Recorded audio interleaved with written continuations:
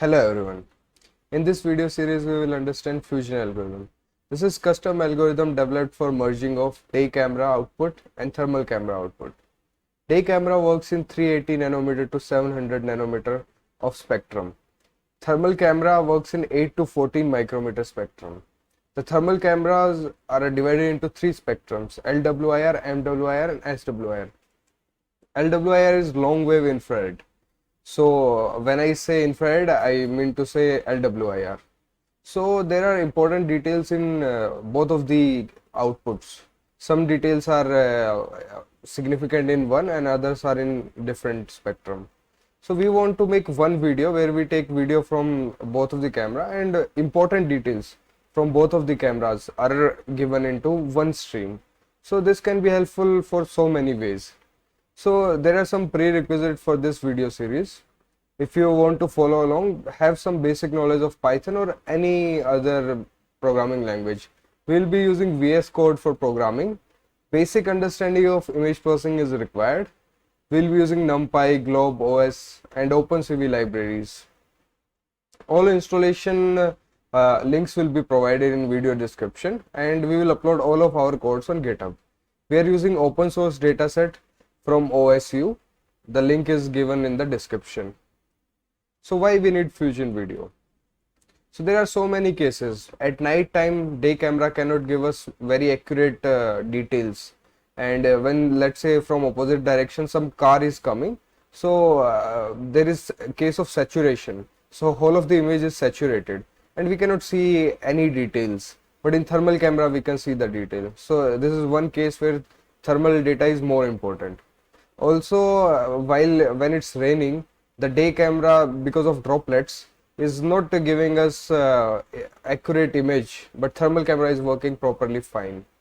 Also, when there is very low light, we cannot see anything with the day camera. We have to use some passive lighting, like we have to use some OLED or something, but that will also works up to a certain range.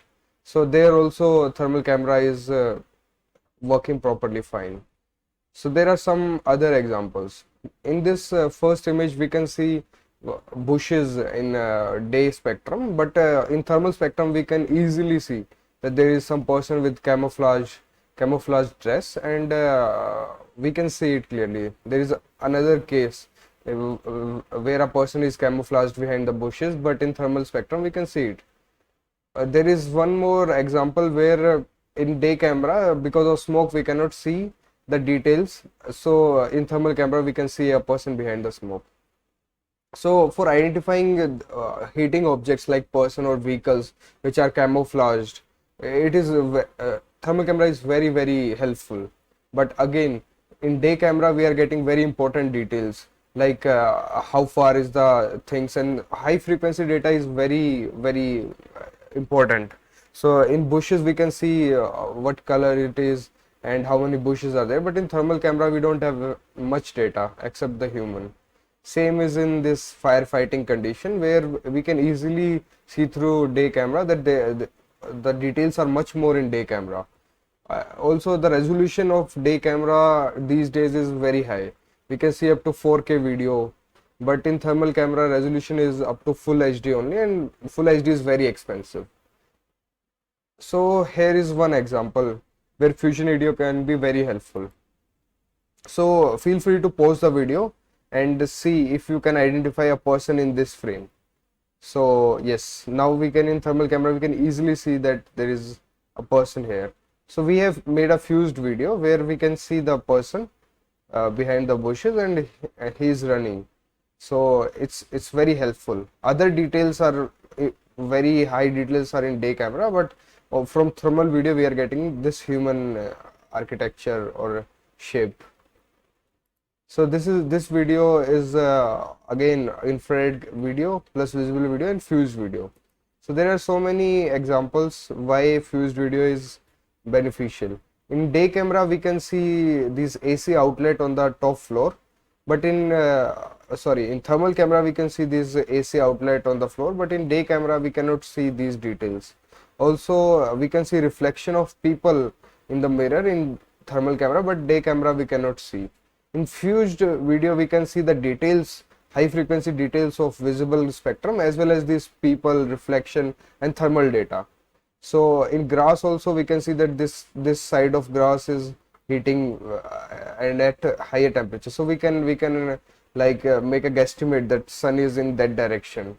So there are so many other details. So when a person goes behind the bushes, in day camera we can see the details of bushes, and from thermal camera we can see that someone is behind the bushes.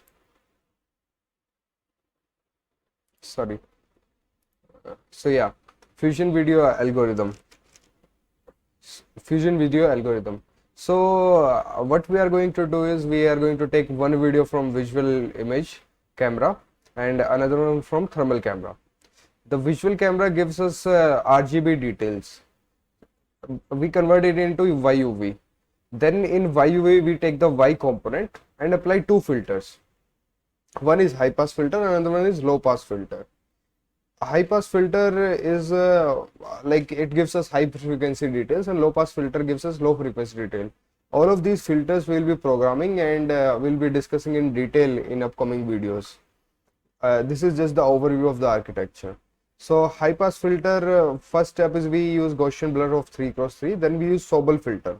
Sobel filter is a one direction differential filter. So we apply it in X direction and then in Y direction. Then we take the component of both of the directions and we get a high pass filter image of visual spectrum. Similarly, we get a low pass filter for the visual spectrum, which is 5x5 kernel of Gaussian blur. Then we get high pass filter, low pass filter image of visual spectrum. Similarly, we get the same for thermal cameras. Then we take weighted averages for these filters. For every pixel, we take high pass filter and low pass filter of visual camera image, and then we divide it by the both of the outputs.